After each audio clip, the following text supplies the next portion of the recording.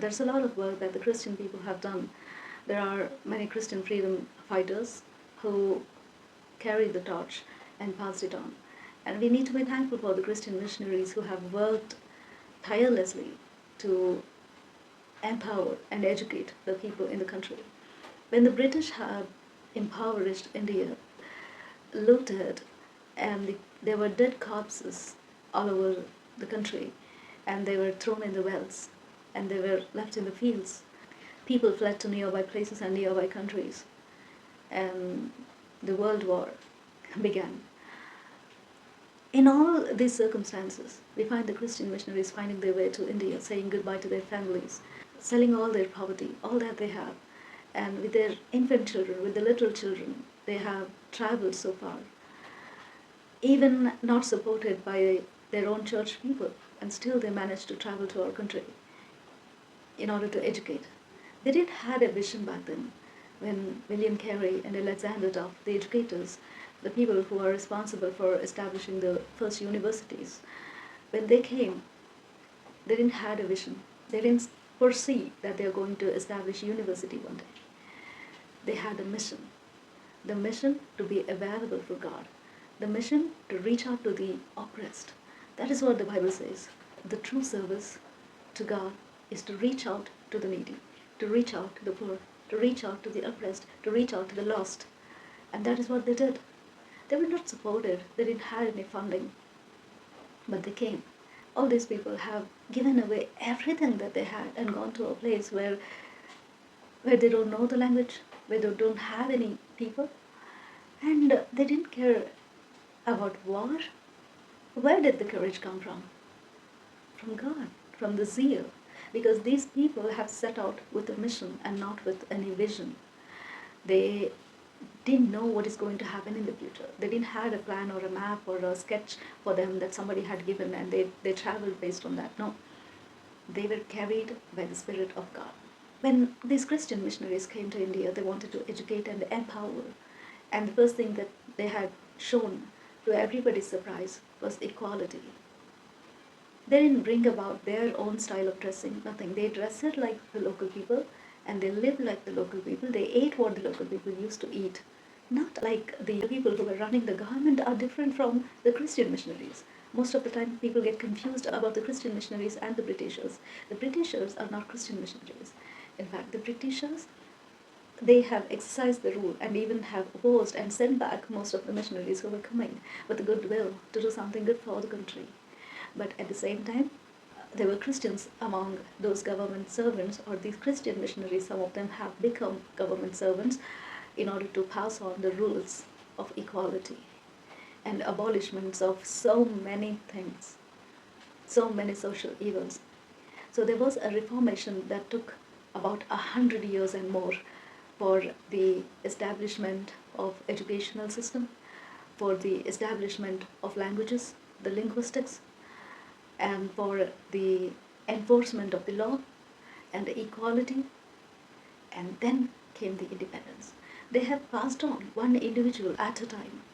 They didn't work as a mob. They didn't work collectively. Today we have the church.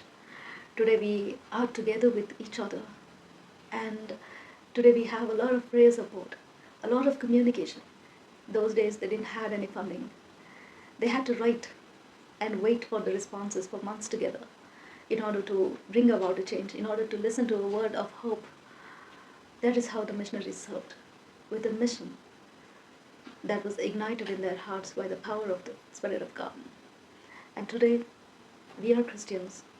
If we are Christians, we are privileged to be that uniquely set apart people in the country, 2% of the population, privileged to pray for the country, to keep on praying for the welfare of the country. That humanity needs to be kept alive. When they came, they did not behave like, I'm not going to sit beside you.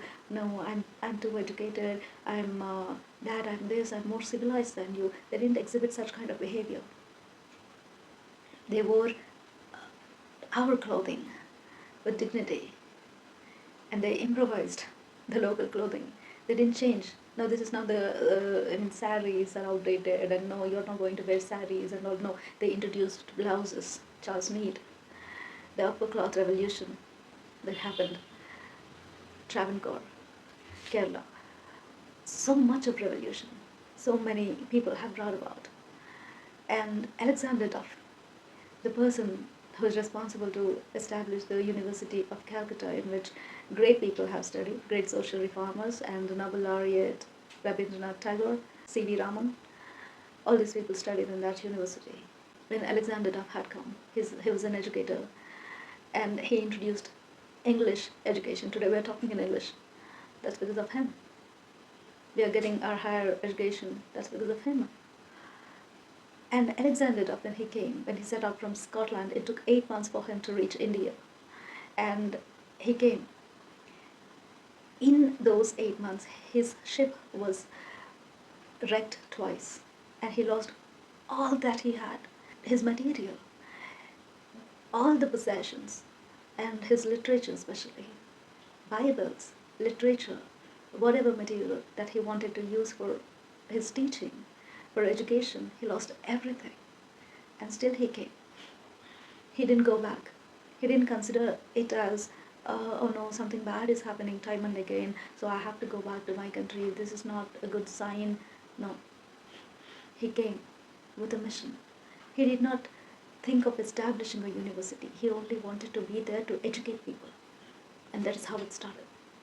William Carey, after working as a cobbler, learning so many languages, and then set out to India with a zeal, ignited so many other social reformers, Ram Mohan Roy, who joined him in abolishing sati system. So many things have happened, and from that period, from the 1800s to 1900s, 100 years and more, until the time of Ida Scudder, establishing the medical field. Edith Mary Brown, Ida Scudder, who established the medical education. All these things have happened in a span of about 150 years. And then we got independence. So many people were reformed. So many people have known the truth, not because somebody forced them, not because somebody taught them, but after learning to read and write, they began to pursue for themselves. What is so special and so different, and how come that the dedication that they have, why are they so compassionate? And that is the heart of a Christian.